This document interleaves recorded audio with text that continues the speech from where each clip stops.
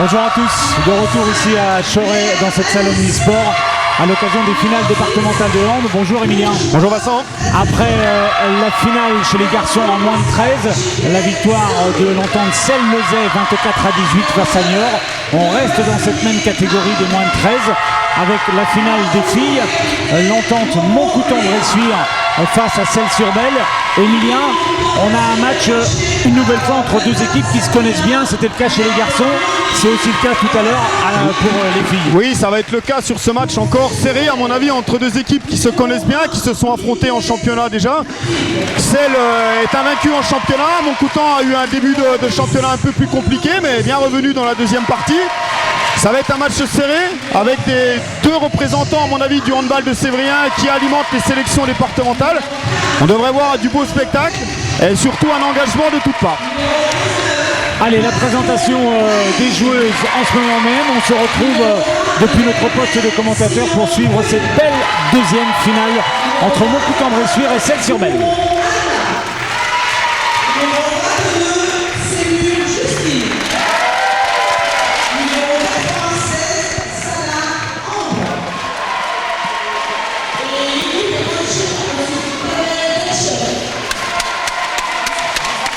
La rencontre sera arbitrée par M. Bosch-Grégoire du club de Courlet. Pour match de l'équipe.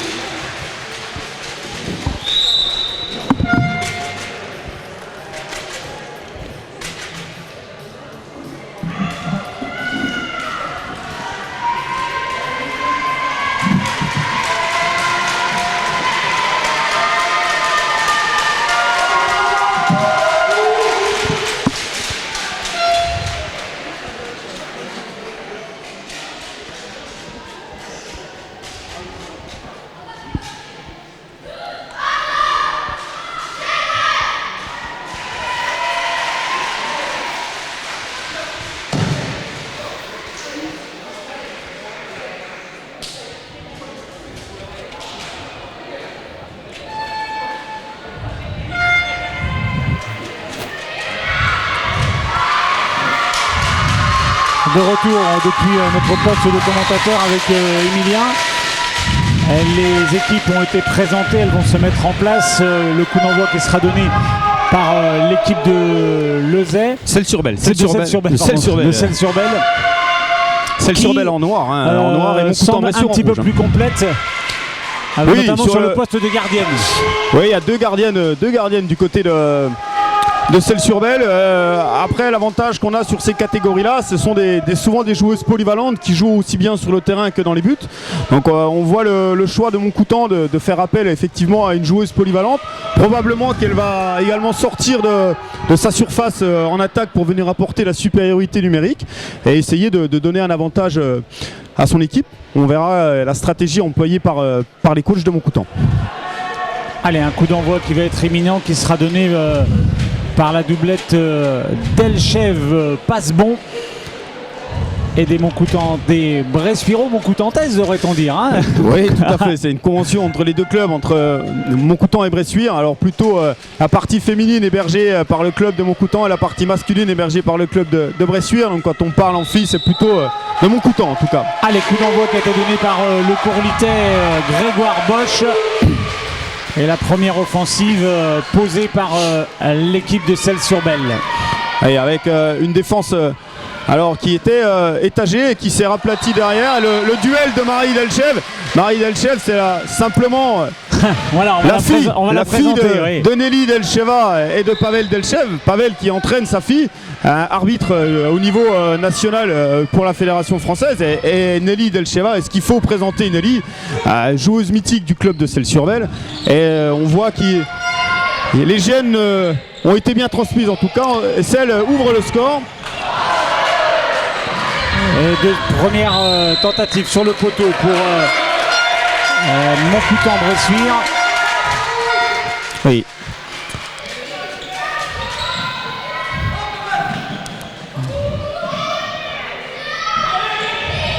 Avec Philippe Prière qui cherchait Zazie Bourgeois sur le poste de pivot, mais interception de la défense selloise qui remonte plutôt vite avec une perte de balle récupérée par Suzy Guérin.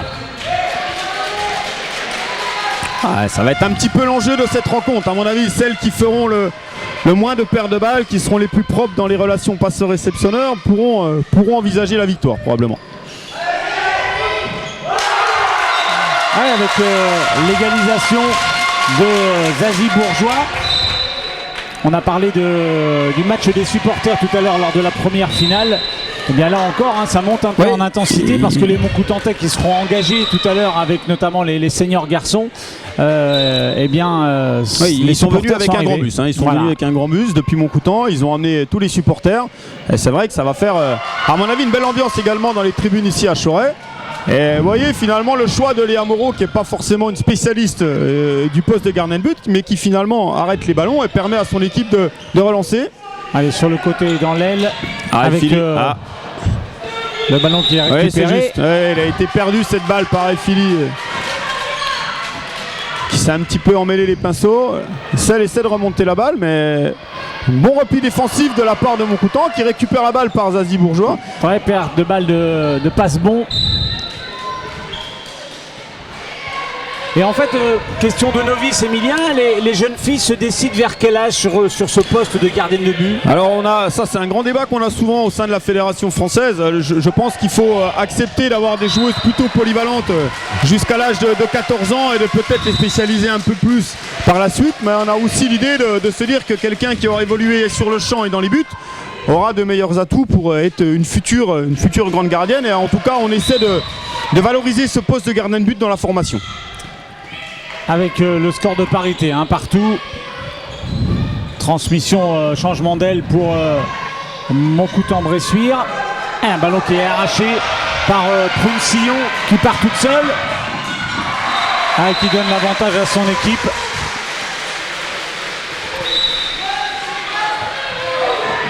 Le bon travail, on va suivre la réaction des Rouges. Un beau poste de pivot. Il y a souvent la recherche du pivot du côté de Montcoutan. On essaie de courir vers l'intérieur, de chercher Zazie Bourgeois sur le poste de pivot qui a l'avantage du gabarit par rapport à Maëline Passebon, la poste 3.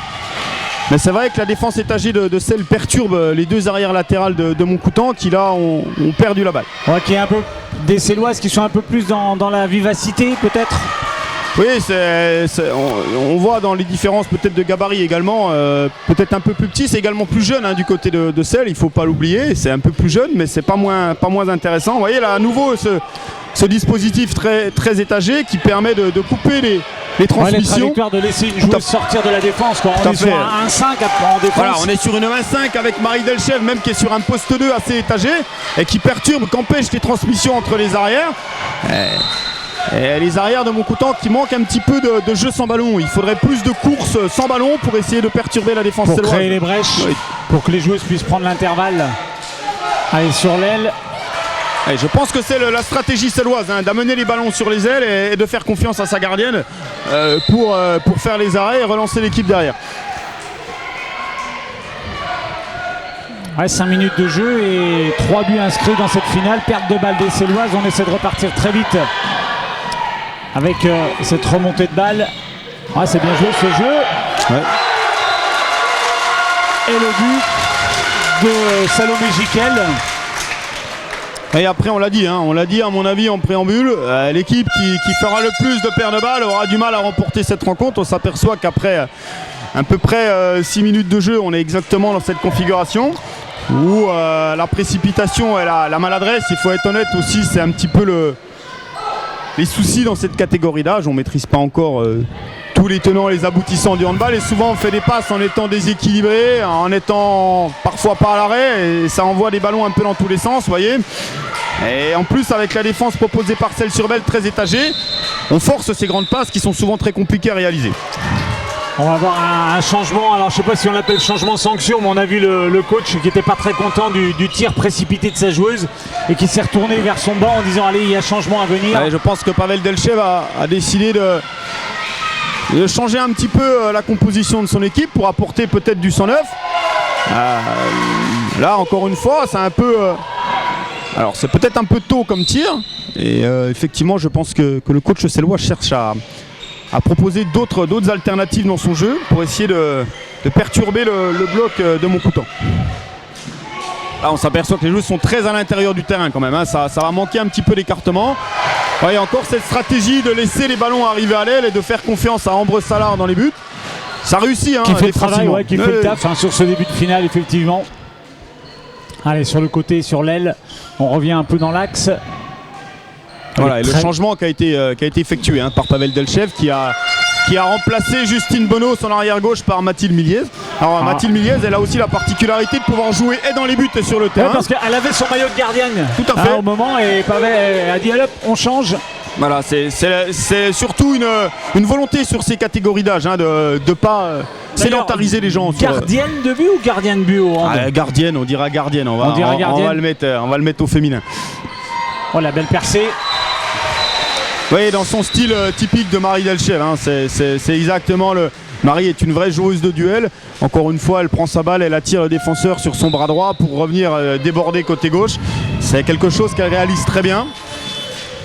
Et le temps mort qui est posé par l'entente Montcoutan-Bressuire avec sa coach Claudie Merle. Elle veut casser ses... je pense que là, Sabrina Letard a décidé en tout cas elle s'entend bien que ces joueuses sont un petit peu en difficulté, surtout sur l'attaque, hein. Ça fait quelques actions. Celles-sur-Belle piège bien l'équipe, ramène les ballons sur les ailes. Les tirs sur les ailes sont pas forcément simples à effectuer. Ça manque un petit peu de puissance à cet âge-là. Ça manque encore d'explosivité dans le saut pour pouvoir contourner la gardienne. Donc c'est vrai que ça met en difficulté cette équipe de Montcoutan. Je pense que la stratégie de Pavel Delchev du côté de Celles-sur-Belle est la bonne. On va voir comment Sabrina Letard et son équipe de Montcoutan vont réagir. Probablement en recherchant un petit peu le pivot qui avait été assez utilisé en début de rencontre, puis moins par la suite. Alors est-ce qu'il faut réajuster tout ça ou pas? C'est ce que nous allons voir dans ce retour de temps mort. On rappellera qu'en championnat, 2 victoires pour les Céloises, 23-28 et 17-26.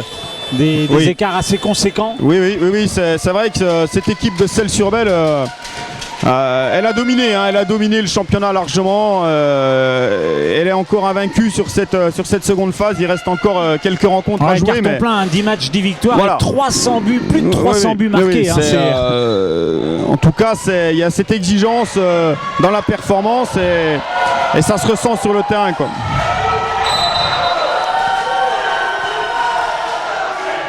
Et là, effectivement, le coach Célois pas très content de la défense de son équipe qui était rigoureuse mais pas forcément licite.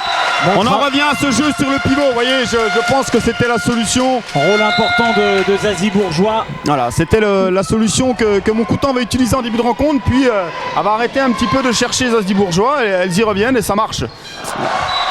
Sur le côté, sur l'aile. C'est celle qui reprend l'avantage. Justine Semur là, qui a trouvé un beau tir entre les jambes de Léa Moreau, la gardienne de Montcoutan.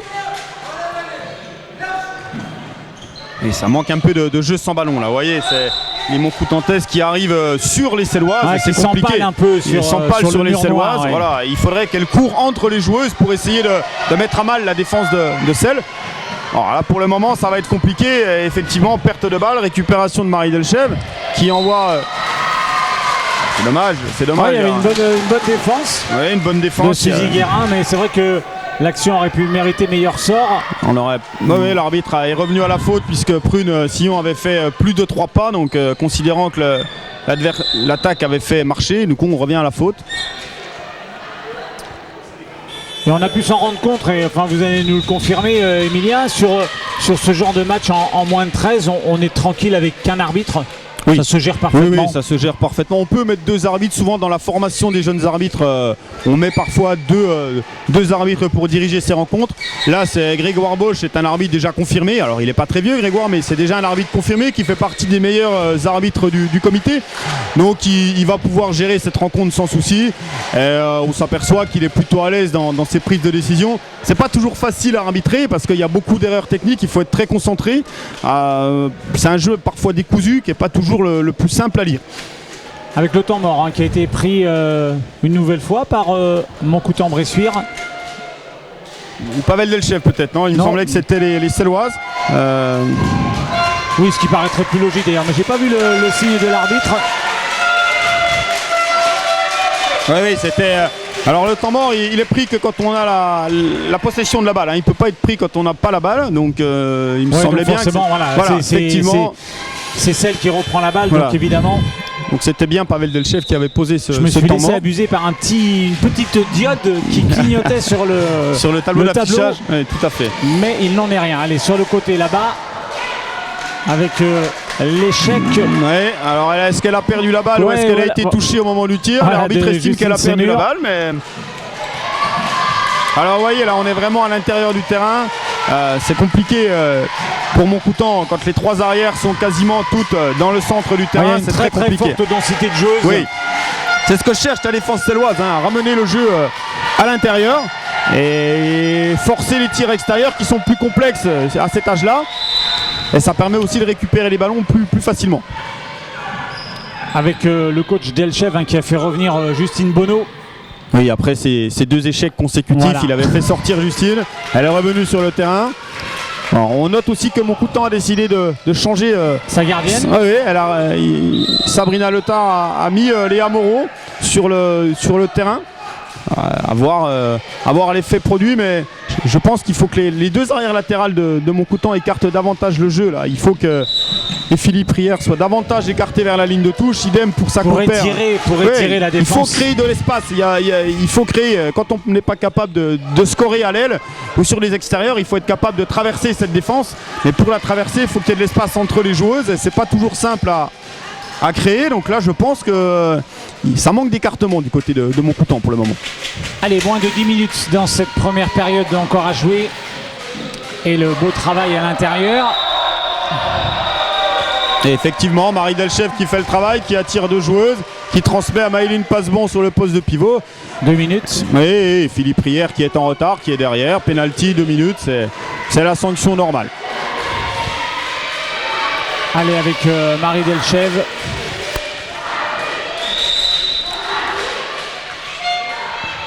Imparable. Le mini break 5-3. Oui, c'est la première fois que l'écart est de 2 buts. Oui. Alors je pense que si Montcoutan ne trouve pas plus de solutions, en plus là ça va être un moment clé un petit peu puisqu'elles vont être une de moins pendant 2 minutes. Comment ça va se passer? Cherche la balle à l'intérieur. Cette recherche de l'intérieur. À l'intérieur c'était bien. Mais effectivement, une de moins. Rentrer à l'opposé. Et là c'est dommage, c'était une belle action, c'était bien mené sur le côté.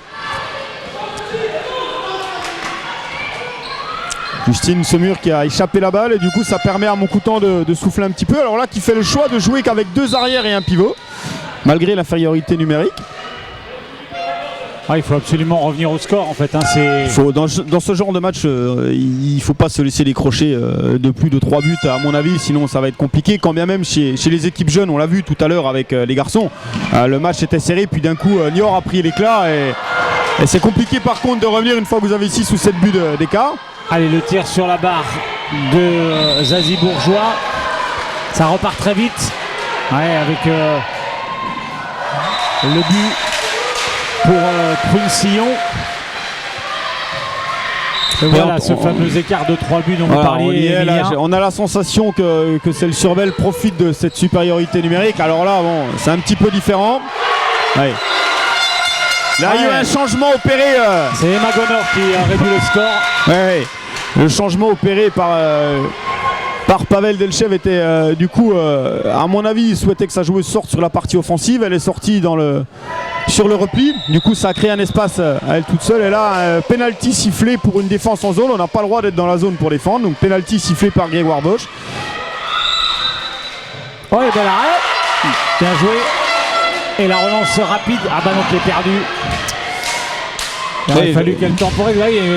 Partagé entre l'idée de vite revenir au score, mais parfois c'est la précipitation. On l'a vu tout à l'heure avec les garçons.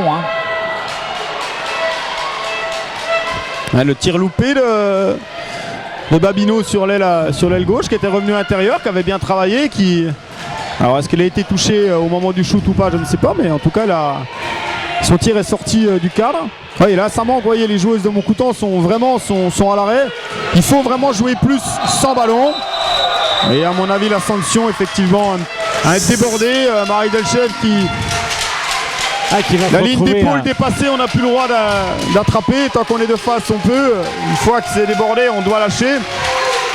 Ouais, on n'est pas dans la compensation, hein, Emilien, Non, sur non, cette non, décision. pas du tout. Non, pas du tout. Ça me semble justifié. Elle était passée, elle aurait dû lâcher. Allez, sur le côté, elles sont obligées de revenir dans l'axe, les Montcoutantaises. Alors on cherche à s'approcher très près du but quand même, du côté de Montcoutan. On cherche encore une fois à traverser. Là, Celles-sur-Belle a choisi une option plus aplatie, en étant une de moins. Arrêter son dispositif étagé.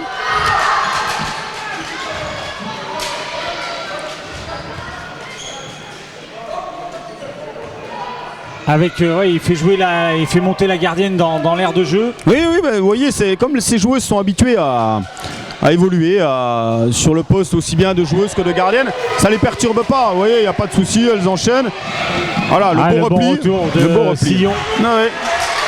Le beau repli Célois, et je pense que la gardienne va de nouveau sortir pour venir accompagner ses collègues en attaque.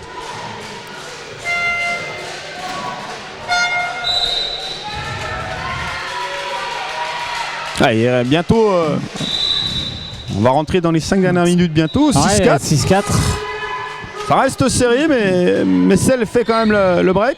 C'est bien joué ce travail à l'intérieur avec le poste pivot. Ouais, heureusement que là, possiblement la différence de gabarit a aidé Philippe Prière pour contenir Maëline Passebon, parce que c'était la même action, une course à l'intérieur de Justine Bonneau qui cherche le pivot. On l'a vu avec Marie Delchef tout à l'heure, ça a été la même action. Le pivot se balade un peu trop facilement et on trouve le pivot Célois trop facilement. Les Célois jouent davantage sans ballon, c'est ce qui perturbe pour le moment les Montcoutantaises, c'est que les Célois jouent sans ballon. Ouais, ça crée des espaces forcément pour la joueuse qui a le ballon. Ça surprend les. Voilà, encore une fois la même action, la course de Justine Bonneau qui trouve le pivot.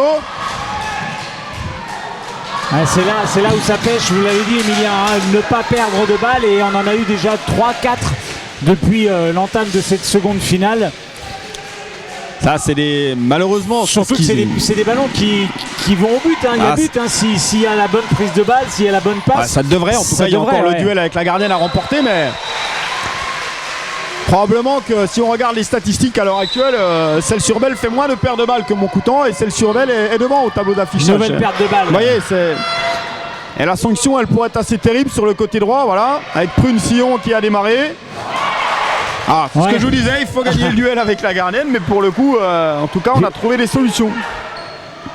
Allez, 4 minutes, un tout petit peu plus encore à jouer dans cette première période. Et Celles-sur-Belle qui monte, la montée de Moreau qui va distribuer sur le côté gauche. La bonne défense des Céloises. Et Philippe Prière qui vient jouer le duel, mais ça manque de vitesse pour le moment. Ça manque de vitesse pour pouvoir déborder Prune Sillon qui est bien sur ses appuis. On choisit l'option tir de loin, ça peut être une idée aussi. Tirer d'un peu plus loin, pas forcément s'approcher trop près de la défense céloise, puisque les Montcoutantaises se font souvent neutraliser quand elles s'approchent de trop.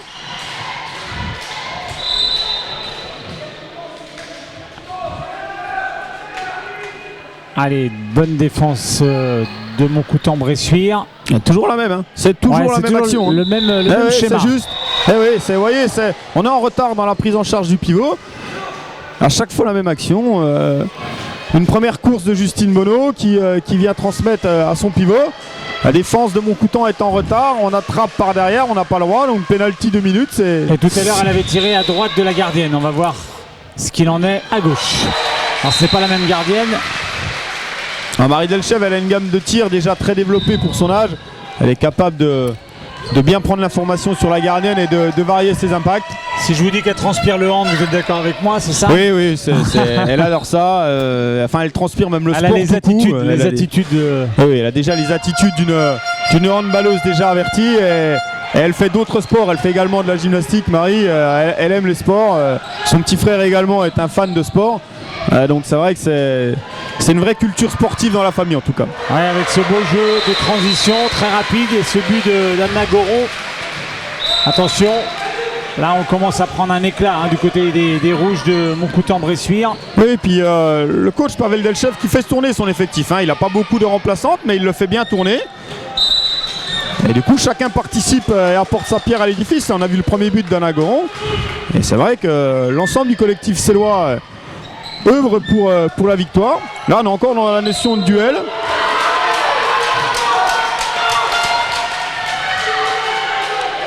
Pas satisfait encore une fois de l'entraide défensive entre Milliez et Passebon, a priori le coach célois.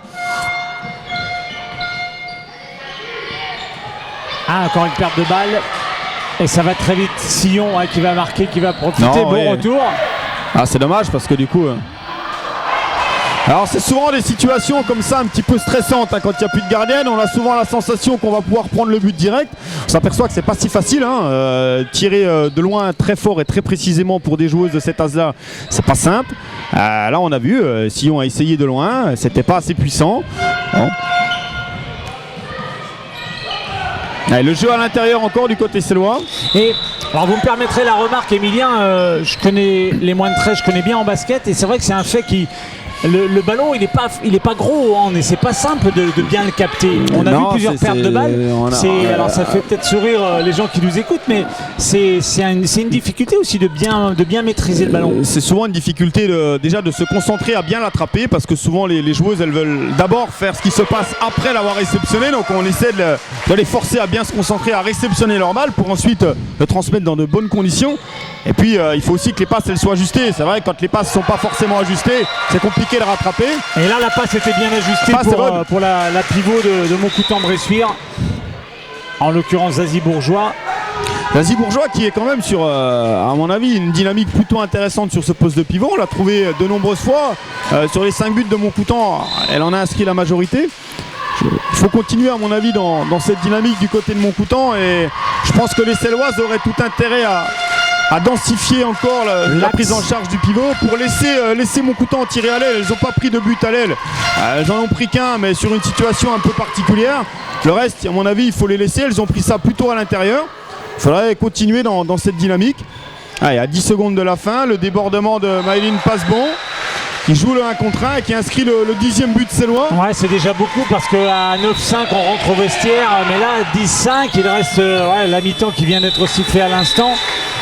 C'est dur pour Montcoutan-Bressuire, mais c'est somme toute assez logique. C'est logique. Pour le moment, c'est logique. En tout cas, on va voir si les deux équipes reviennent avec les mêmes intentions. En tout cas, Montcoutan devra régler ce problème en attaque. C'est surtout 5 buts en 20 minutes. À mon avis, le bas blesse de ce côté-là. Et on verra ce que ça donne sur la deuxième mi-temps, en tout cas. Allez, bonne mi-temps. On se retrouve avec Emilien pour suivre cette deuxième finale. Et puis un beau programme à venir aussi, vous le savez, avec tout à l'heure à 18h, les seniors filles Montcoutan-Bressuire face à La Motte. Et puis à 20h15, Montcoutan contre Praec. La revanche de l'an dernier. Ça va nous promettre une belle fête du hand encore ici en direct de Choret.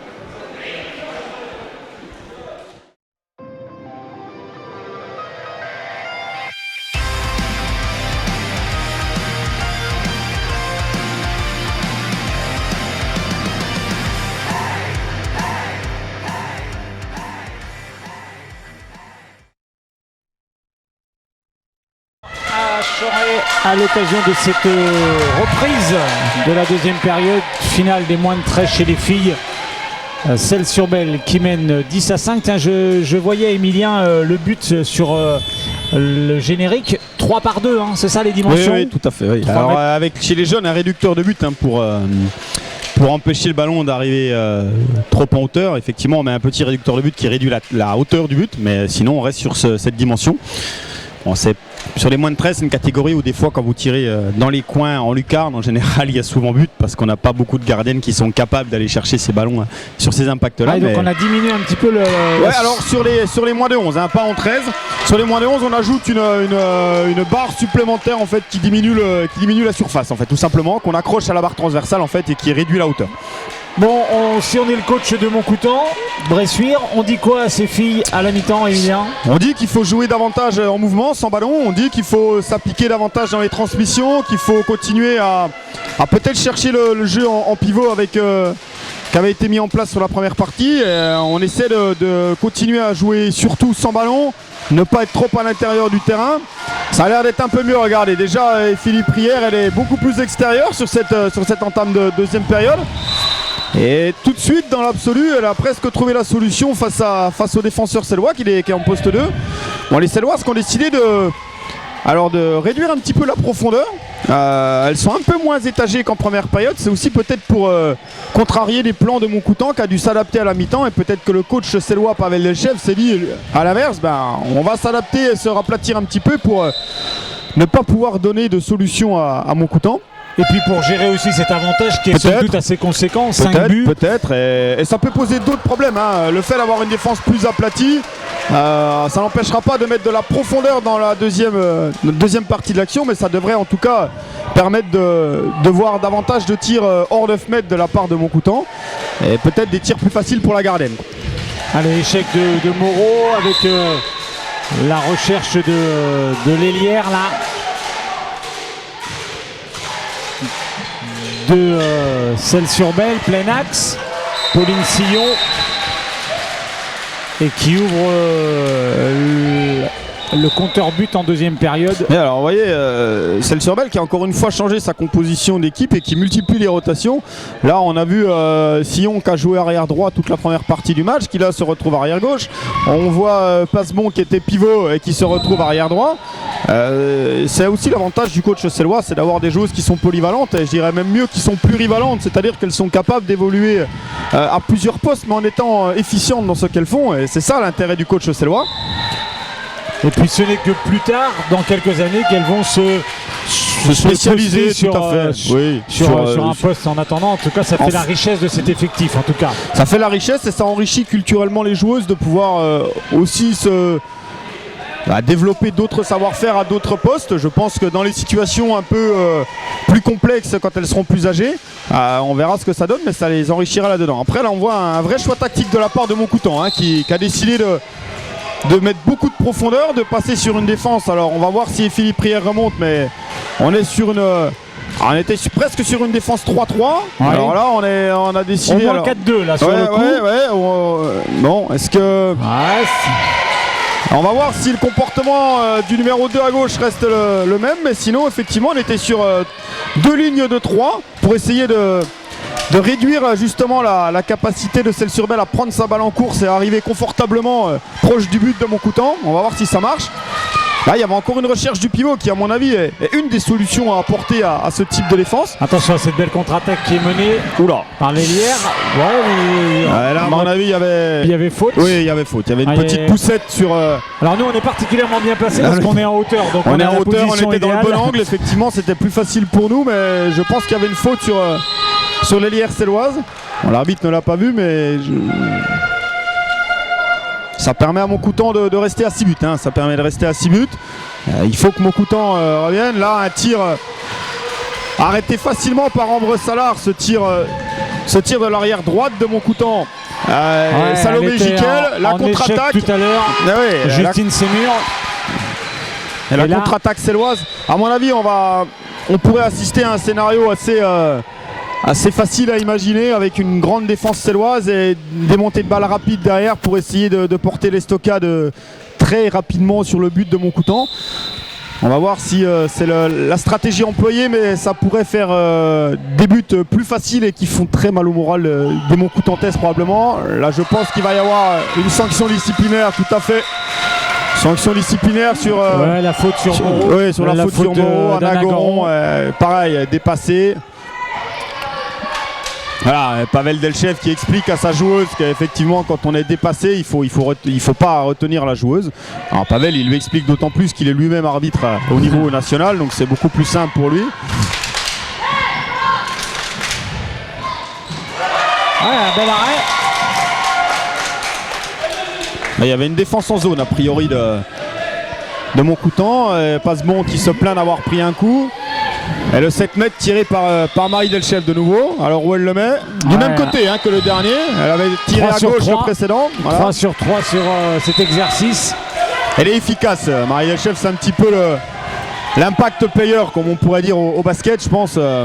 C'est vrai que c'est cette joueuse dont. Une belle prise de balle, c'était pas mal. C'était mieux là, vous voyez, on était dans un espace libre, dans un intervalle, une prise de balle en course. La passe est un petit peu mal ajusté, ce qui a permis à la défense séloise de revenir et de fermer l'intervalle. Mais je pense que c'était la bonne solution de prendre cette balle lancée en course. Avec possession de balle pour les Séloises, on est rentré dans le dernier quart d'heure de cette. Ils sont une de moins les Séloises, hein. Une de moins, Oui, on va oui. voir comment Comment elles s'adaptent sur cette situation. Oui, effectivement. Marché de Maëlyn Passebon qui. Alors elle a voulu se dépêtrer de l'impact défensif, mais comme elle court sur la défense, c'est compliqué. Il faut absolument courir entre deux défenseurs. C'est ce qu'on essaie d'apprendre aux jeunes joueurs en formation, de ne pas courir sur le défenseur, mais de courir entre deux défenseurs. Pas toujours facile à réaliser. Le tir manqué de Moreau. Oui, qui était un bon choix. Hein. C'était un bon choix. Il y avait l'espace, il y avait la place. La réalisation n'est pas là. Alors à nouveau la défense 3-3 proposée par Montcoutan. Alors il va falloir être vigilant sur les rentrées dans le dos, parce qu'il y a beaucoup d'espace dans le dos des défenseurs. Probablement que les ailières pourraient s'engouffrer avec des rentrées à l'opposé. Delchev qui va mettre pour Sillon. Le retour, elles sont en égalité numérique maintenant. Le beau travail de Zazie Bourgeois, hein, qui a été à son aise sur le poste de pivot et qui là s'en sort bien dans le but. Et là il y a l'espace. Il n'y a pas le but, mais il y avait l'espace. Il y avait l'espace, on est plus juste dans ce qu'on réalise en attaque. On n'arrive pas à concrétiser ça par un rapproché au tableau d'affichage, mais en tout cas ça semble plus juste. Là, le jeu un petit peu plus décousu. Ouais, c'est monté en intensité. Les gardiennes font des arrêts, effectivement. Quelques pertes de balles. Oui, perte de balles qu'aurait pu. Ne pas être sifflé. Tout à fait. L'arbitre avait une petite faute. C'est vrai que de notre position de commentateur, on avait plutôt l'impression que c'était Léa Moreau qui avait échappé cette balle. Bon, ça permet à tout le monde de se calmer un petit peu. Là, il y avait une belle passe sur le poste de pivot. Dommage, la prise était. C'est cette solution qu'on évoquait en première mi-temps, hein, qui avait été plutôt positive pour le club de Montcoutan. Et vous voyez, l'intérêt de prendre votre balle en course, c'est qu'effectivement on évite de consommer ce qu'on appelle son crédit d'action trop rapidement. Et là, les 3 pas, effectivement, ont été très vite consommés par Salomé Jiquel. Et du coup, marché, effectivement, balle rendue aux Séloises qui en demandent pas plus. La belle action de Maëlyn Passebon. Oui, qui est un petit peu au four et au moulin, hein, Maëlyn Passebon, hein, au pivot, en défense. Également. Donc à un moment donné, on manque quelque peu de lucidité, même si le tir sur la barre, c'est aussi la faute à pas de chance, mais effectivement, elle donne beaucoup. Là, c'est elle qui s'arrache. Elle est encore là pour essayer de récupérer cette balle. Elle donne beaucoup sur le terrain. C'est une joueuse qui s'investit beaucoup, qui met beaucoup d'énergie dans tout ce qu'elle entreprend. Elle est encore là devant. Est-ce qu'elle va être à la conclusion? Oui. On la sent un peu éreintée quand même. Je ne sais pas ce que. Et regardez, le coach Sélois ne se trompe pas. Il fait le remplacement. De suite, Miliez rentre à la place de Passebon, effectivement, qui semblait un petit peu. Le palpitant était monté, le souffle était un peu coupé, mais très très belle période de Passebon. Et là, depuis quasiment 9 minutes, elle avait quand même donné beaucoup. Elle a fait beaucoup d'efforts pour son équipe, et je pense que ça lui fait du bien de souffler. D'ailleurs, vous voyez, Delchev qui grandit, hein. On était à 5 buts à la mi-temps, on est à 8. Oui, Delchev qui calme un peu le jeu, qui commence à jouer déjà. On va dire comme une ancienne, on dira, qui calme pour éviter justement que le jeu s'emballe dans tous les sens, pour éviter les erreurs. Oui. À l'inverse, Montcoutan essaie de se précipiter un petit peu parce qu'il doit revenir au score et il faut jouer vite vers l'avant. On prend les risques du côté de Montcoutan et ces risques-là, pour le moment, ils sont pas payants puisque ça fait encore une nouvelle paire de balles. Alors, de nouveau, ce dispositif 3-3, on va voir si la défense de Montcoutan le tient puisque ça fait 2 actions de suite que dès qu'il y a un jet franc de sifflet, elle redescend sur une espèce de 2-4. Récupération de balles.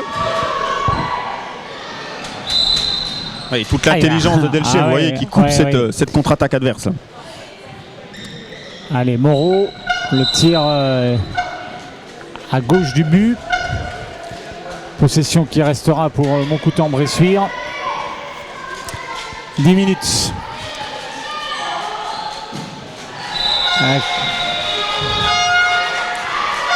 Deux minutes. Ouais, pour Miliez, effectivement, l'arbitre estime qu'elle a poussé la joueuse.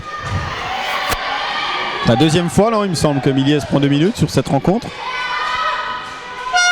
Le coach Delchev qui... Il n'a pas fait souffler longtemps. Il n'a pas fait souffler longtemps. Passe Effectivement, bon. elle a eu le temps de souffler 1 minute 30, mais Eileen passe bon, elle revient sur le terrain. Elle est à Moreau 7 mètres face à Ambre Salah.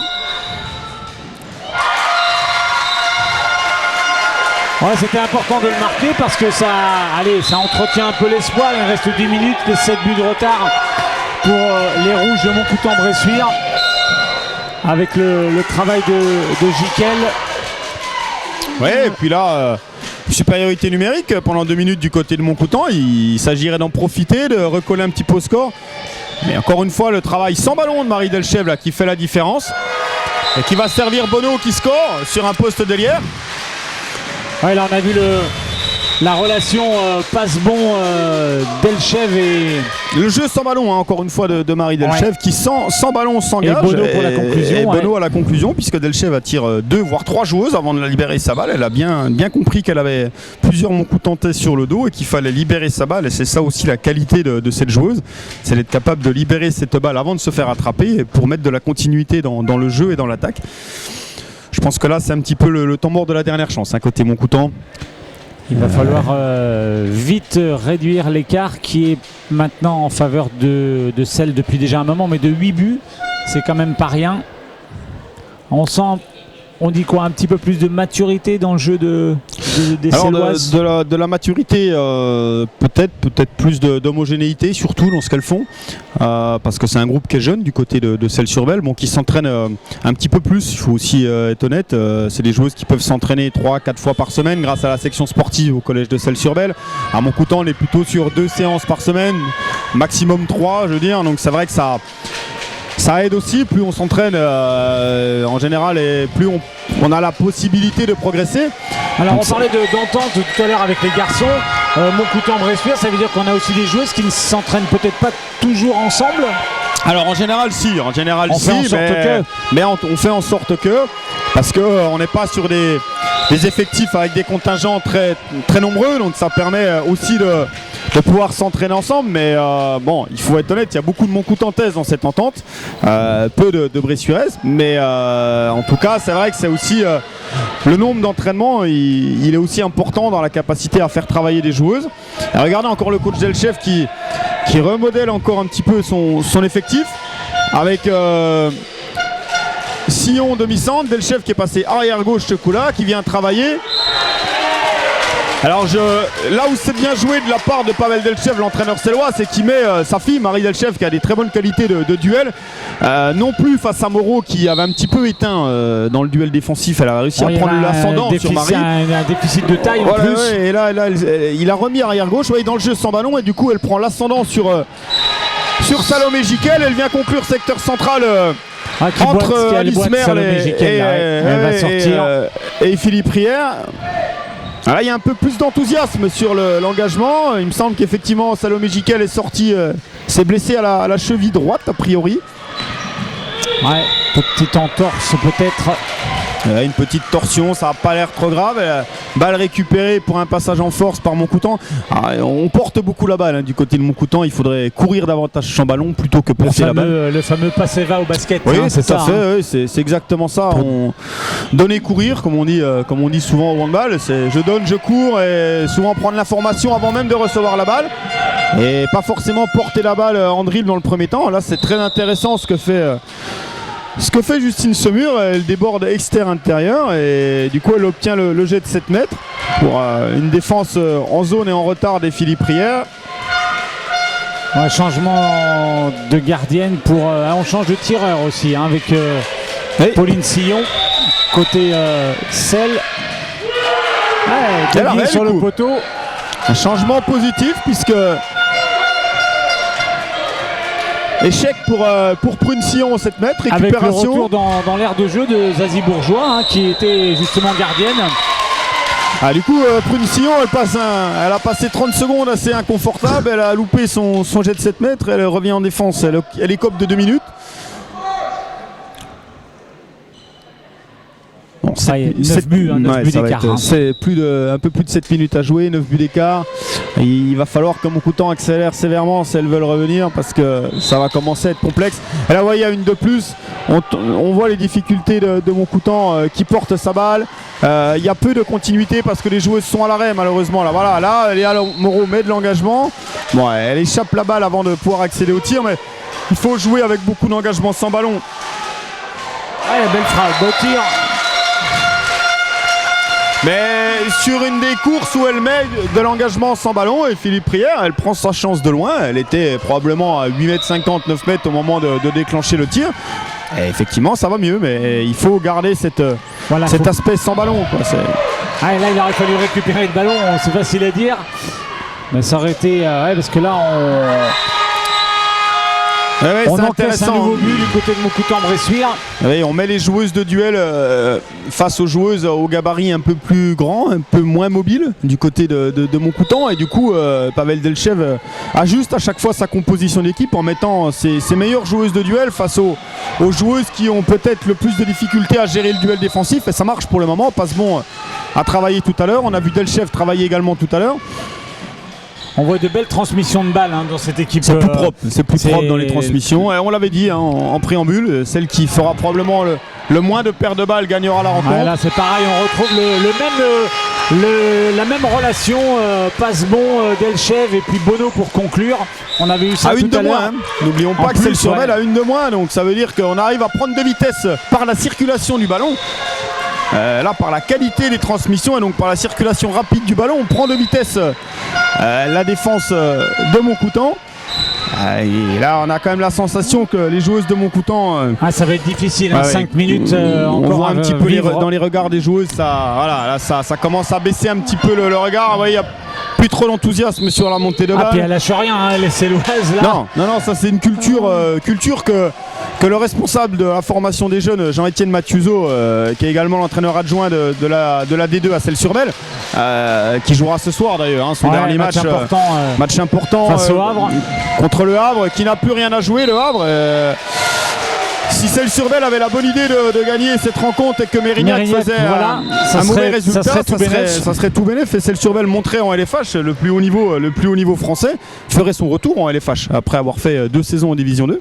Ça serait une très bonne chose pour le club et pour le handball de Sévrien.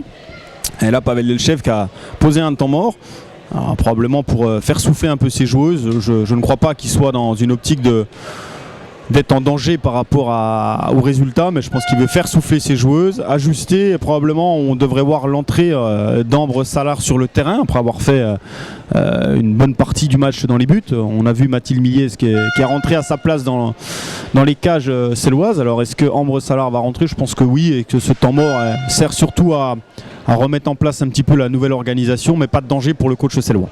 Et puis vous parliez du match de Celles-sur-Belle, ce soir, séance émotion aussi, avec l'ultime match pour la capitaine céloise.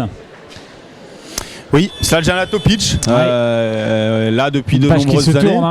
Oui, effectivement, Slađana qui a décidé de ne pas accepter la proposition qui lui a été faite par le club, une proposition de reconversion au club. En tout cas, Slađ, elle cherche encore à jouer, à évoluer à haut niveau. Elle a encore envie de jouer, et ça se respecte. Après, on peut aussi comprendre les choix du club. Donc, en tout cas, je pense que personne ne partira fâché. On connaît l'importance de Slađ à Celles-sur-Belle, et Celles-sur-Belle saura lui rendre hommage, j'en suis sûr, ce soir. Est-ce qu'on a une idée de sa destination? Pas encore, il faudrait lui demander. En tout cas, elle souhaite encore jouer à un bon niveau, comme elle a évoqué. Donc, je pense que plusieurs clubs seront intéressés. Allez, Montcoutan-Bressuire qui va lâcher ses dernières forces dans la bataille. Ballon qui est perdu. Et on a vu effectivement l'entrée d'Ambre Salard aller à la droite du côté de Celles. Donc c'était aussi à mon avis l'objet du temps mort de Pavel Delchev. Et là le beau tir de Passebon. Allez, moins de 5 minutes maintenant. Avec moins d'ambiance que chez les garçons, parce que la finale a été un peu plus indécise. Oui, là, tout à l'heure, je pense que là on sent effectivement un petit peu de déception du côté de Montcoutan. Alors les Célois donnent de la voix, mais bon, ils ont bien compris que la victoire allait leur revenir. Percée, la belle offensive de Justine Bono. Oui, toujours pareil, quand on court dans un espace libre, c'est mieux, même si là, elle a pris sa balle en course très tôt, elle a accédé au but en dribble. À mon avis, il va y avoir... on revient à la faute du côté Celle. Effectivement, Babino était sorti, avait accroché un petit peu Zazie Bourgeois avant de laisser Zazie tirer. On revient à la faute et ça permet à Moncoutan de relancer son attaque. Mais vous voyez encore une fois, Philippe Prière, elle est à l'arrêt. Elle est à l'arrêt face à des joueuses qui sont vives. Oui, comme Maëline Passebon, elle gagnera pas sur ce type de jeu. En tout cas, il faut absolument qu'elle soit davantage en course. C'est vraiment essentiel. Vous voyez là, Passebon, elle est dans l'espace libre et ça lui permet de décaler Ambre Salard qui prend ce tir, qui n'est pas facile pour une droitière à l'aile à droite. Au handball, il faut bien savoir qu'on inverse un petit peu les côtés. Les gauchères jouent sur le côté droit, les droitières jouent sur le côté gauche. C'est plus facile. Elle a 2 arrêts, un de chaque côté pour les gardiennes. La belle transmission. Méliès qui fait une bonne rentrée. Ballon récupéré par Passebon. Et là, Prière avait décidé de réduire un petit peu la distance de combat, d'être au plus près. Voilà, on continue de remonter. Elle fait beaucoup ce débordement extérieur-intérieur, Passebon, et je pense que Prière devrait pouvoir s'adapter, mettre son corps en opposition face à ce type de débordement.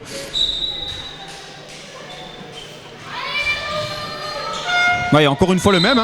Elle insiste, décale, elle prend son pied à l'extérieur, C'est pas toujours le plus simple à réaliser par une droitière à droite, mais elle y arrive plutôt bien, Maëline Passebon.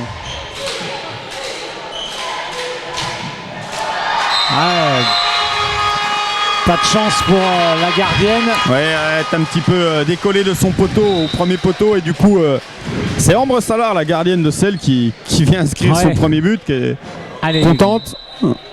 À nouveau le duel entre Bourgeois et Babino qui Bourgeois a pris l'ascendant sur Babino sur ce duel là. Je pense qu'il faudrait aussi insister de ce côté pour Moncoutan, venir travailler davantage sur ce côté droit. On a la sensation en tout cas que Bourgeois a pu remporter son duel face à son vis-à-vis. Elle va y retourner, mais elle est trop à l'intérieur du terrain, encore une fois trop à l'arrêt. La belle frappe, le beau tir de Moreau sur l'arrêt du but. Et ça relance très vite, toujours très côté vite. Célois. Des belles transmissions. On est meilleur dans le changement de statut, passer de défenseur à attaquant. Les repères sont mieux assimilés du côté célois. On démarre plus vite, on démarre plus tôt et on démarre plus fort surtout.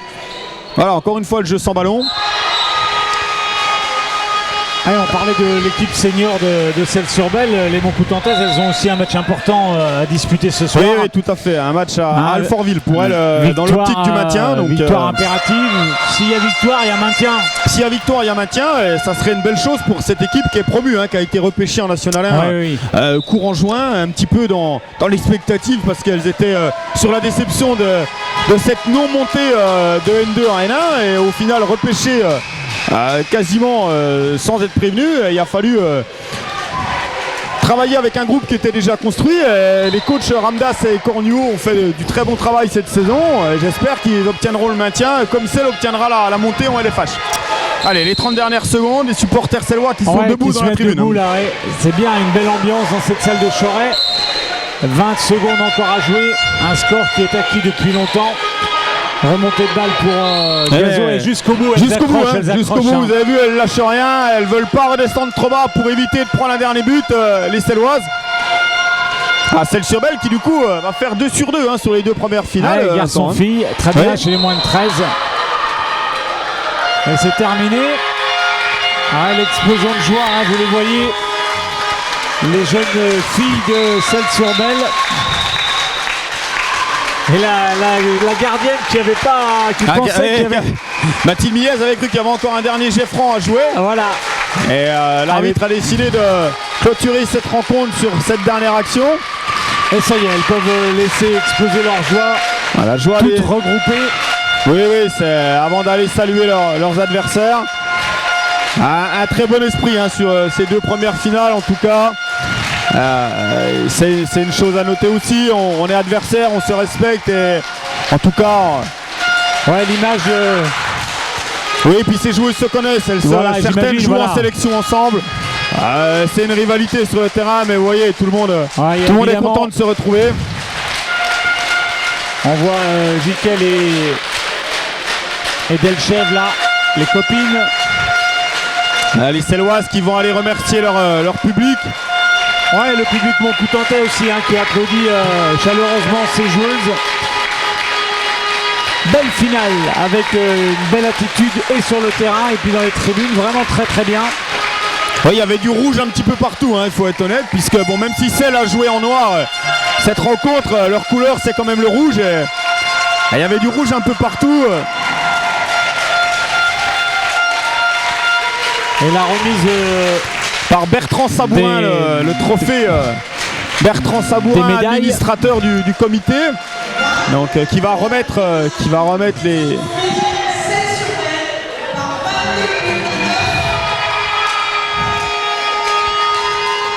Et puis tout à l'heure, vous restez avec nous bien sûr puisque vous suivrez les réactions et les entraîneurs et des joueuses. Oui, Lucie sera aux interviews d'après-match, tout à fait. On va voir, alors je pense qu'il y aura de la déception côté Montcoutan, on les voit qui se réunissent, là elles ont l'air un petit peu abattues les joueuses de Montcoutan, mais je pense que les coachs vont trouver les mots pour les réconforter.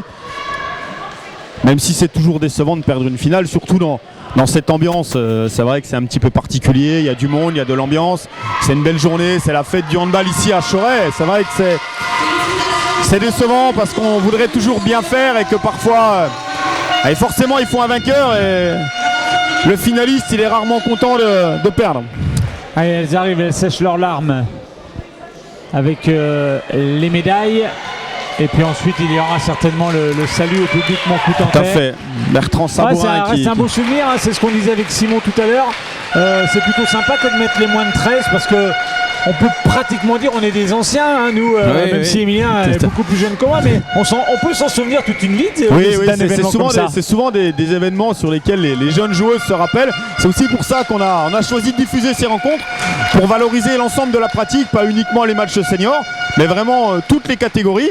Alors l'année dernière on avait mis en avant la catégorie moins de 18 filles et garçons. Cette année on a décidé de mettre en avant les moins de 13, masculin et féminin. Et je pense que c'est une bonne chose de pouvoir avoir accès à ce type de diffusion télé, à ce type d'événement dans une grande salle du public. Ça fait des bons souvenirs et même si elles ont perdu les Montcoutantaises, elles s'en rappelleront quand même. On en voit, elles ont quand même un peu de sourire, vous les voyez là, quelques-unes. Voilà. Et le public de Montcoutan qui les applaudit bien sûr. Et je pense que pour certaines, elles iront faire leur première interview télévisée. Et ça marquera dans tous les cas. Dans la zone mixte. Dans la zone mixte avec Lucie. Et puis on vous rappelle que la fête du hand continue ici à Choret, puisque dans un petit peu plus d'une heure, maintenant à 18h, il y aura la finale des seniors filles. L'entente Montcoutan-Bressuire qui sera opposée à la Motte. Et une équipe de la Motte qui partira avec 4 buts d'avance puisqu'elles évoluent au niveau départemental. Et l'entente Montcoutan-Bressuire est au niveau régional, une division au-dessus. Une division au-dessus, donc 4 buts d'écart, c'est le règlement. En coupe, 4 buts d'écart en faveur de l'équipe la moins haute en championnat. Donc la Motte qui était déjà en finale l'année dernière. La Motte était en finale en senior filles, elles étaient passées complètement à côté de leur finale. On verra si le fait de revenir sur cet événement les rassure de nouveau. Elles ont fait une saison plutôt moyenne en championnat. Elles ont réussi à se hisser en finale de coupe. On verra ce que ça donne effectivement face à une équipe de Montcoutan-Bressuire qui est dans une dynamique très positive sur la saison. En championnat excellence régionale, qui a réussi une très belle saison avec peu de défaites. Et normalement les pronostics devraient aller en faveur de Montcoutan-Bressuire. Maintenant sur un match et avec 4 buts d'écart au départ, est-ce que ça va pas rééquilibrer un petit peu les débats? Ce sera l'un des enjeux de cette troisième finale. Regardez les belles Céloises. Céloises qui avec leur drapeau et le trophée. Alors les vainqueurs et les finalistes ont chacun un drapeau. Ça permet, on en voit quelques-uns affichés dans le gymnase ici dans la salle Omnisport de Choret. Choret qui a gagné la coupe en file l'année dernière. On peut voir les drapeaux des vainqueurs et des champions chaque année. Donc c'est vrai que c'est un beau souvenir. Et la coupe, le trophée qui est remis en jeu chaque année. Par contre, le trophée est remis en jeu chaque année. Les drapeaux, les clubs les conservent, mais le trophée est remis en jeu chaque année. Donc c'est vrai que là, elles vont pouvoir aller fêter ça avec leur public, filmer en direct c'est bien, par nos caméras qui suivent l'épopée des Céloises. Elles vont communier avec leur public avant d'aller en zone mixte, être interviewées par Lucie. Aussi bien les Montcoutantaises que les Céloises. Non, il devrait y avoir une grande photo de groupe parce qu'elles se connaissent bien. On va faire une grande photo avec tout le monde avant de laisser place au match des seniors filles. Mais à un dernier moment, tous ensemble, vous voyez, on voit les joueuses discuter ensemble. C'est avant tout des copines, Oui, c'est des copines, elles étaient pour la plupart en stage de la sélection départementale fin avril. On a passé 3 jours ensemble du côté de Montcoutan. C'est vrai que ça crée des liens. Et alors, sans divulguer de grands secrets sur la sélection, normalement elles ont une petite danse qu'elles font et je pense que la plupart la connaissent. Alors peut-être elles le feront dans les vestiaires, mais c'est vrai que c'est un dénominateur commun, cette petite danse. Et je pense que quand on voit, voilà, elles se congratulent, elles sont très contentes finalement elles sont adversaires mais sont contentes de se retrouver. Et c'est une bonne chose pour le handball. Et en tout cas, elles n'ont pas trop envie de quitter le terrain, j'ai l'impression, ces joueuses. Elles veulent savourer finalement. Elles vont peut-être rester encore un peu plus longtemps. Et puis elles vont très vite ensuite aller retrouver Lucie pour les premières réactions. Et on vous donne rendez-vous après Lucie avec le match à 18h. Oui, cette finale et puis 20h15, on n'oublie pas les garçons, Montcoutan-Praec, il y aura aussi de la revanche dans l'air là. Ouais, de la revanche dans l'air, deux équipes qui sont gagné l'an passé. Oui, 2 équipes qui sont dans le même championnat. Donc Montcoutan a dominé le championnat. Praec était un petit peu plus loin au classement, mais en tout cas 6e. C'est pas non plus une mauvaise saison pour le club de Praec. Mais en tout cas là, ça nous promet 2 belles rencontres sur les 2 prochaines finales, en senior filles et en senior garçons. Et on espère qu'il y aura toujours autant d'enthousiasme dans les tribunes. Je pense que ça va monter en intensité. Ça va monter en intensité. En général, Montcoutan est déjà venu avec beaucoup de supporters. Je pense que Praec, étant peu éloigné géographiquement, va arriver également avec beaucoup de supporters. Et puis les supporters de la Motte sont toujours réputés pour faire du bruit dans les tribunes. Ils avaient mis une belle ambiance l'année dernière lors de la finale. J'espère qu'ils vont continuer également cette année et on verra ce que ça donnera sur ces 2 prochaines finales. En attendant, place aux interviews, place à Lucie qui va accueillir les joueuses de Celles-sur-Belle et de Montcoutan pour les interviews. Ouais, ça ne devrait pas tarder. Et elles prennent un peu de temps à récupérer leurs affaires, les joueuses, mais bon, elles savourent. Elles savourent cette. Faut profiter après tout. Elles ont bien raison. Elles travaillent dur toute la saison. Autant profiter des bons moments sur le terrain. Et elles vont pouvoir passer aux interviews dans la zone mixte vers Lucie. Et ça sera. Alors est-ce que Pavel Delchev peut-être va se diriger vers Lucie. Pavel avec des joueuses. Bon. Pavel avec ses joueuses. On voit également Sabrina Letard, la coach de Montcoutan. Elle arrive, Sabrina. Voilà. Ouais, Sabrina arrive.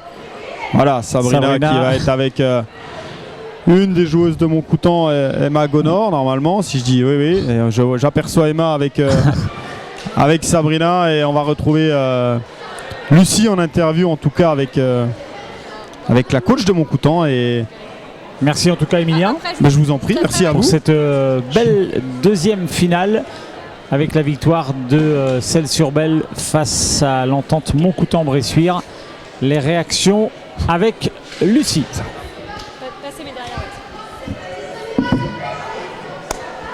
Donc du coup, félicitations quand même, un beau match. On a senti une équipe de filles très très solidaire. Les premiers mots après la fin? Un peu déçu parce que les filles avaient à cœur, je pense, de faire un bon match. Elles ont joué avec la peur au ventre et du coup on les a pas trop reconnues aujourd'hui, mais elles ont fait quand même de bonnes choses et elles se sont battues jusqu'au bout. Donc ça c'est le plus important.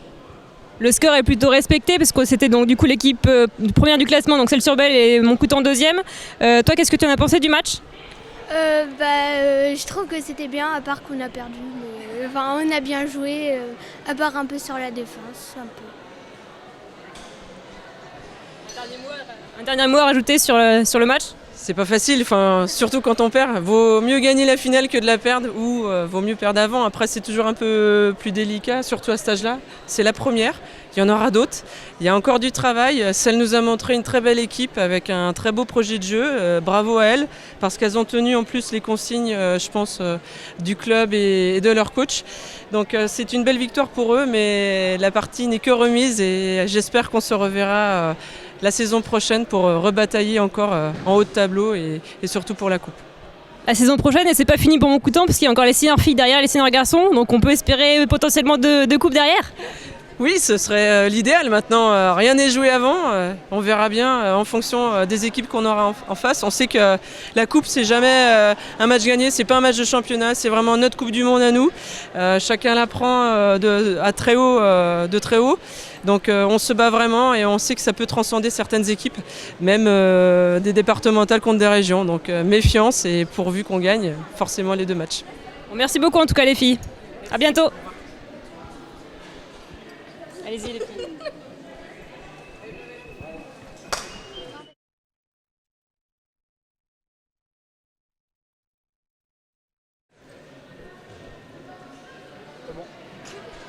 Un grand bravo les filles, félicitations. Vos premières réactions après le match? Je trouve qu'on a bien joué, on était collective et on est contente du résultat. Moi aussi je suis super fière de l'équipe, on a travaillé ça depuis le début de la saison, donc c'est bien qu'on finisse sur une bonne note. Après il reste le championnat à gagner, donc voilà, faut les gagner aussi. C'est plutôt bien parti pour la première place en championnat en tout cas. Oui. Un bon match, bien engagé. Je pense que le score il est plutôt sévère qu'autre chose.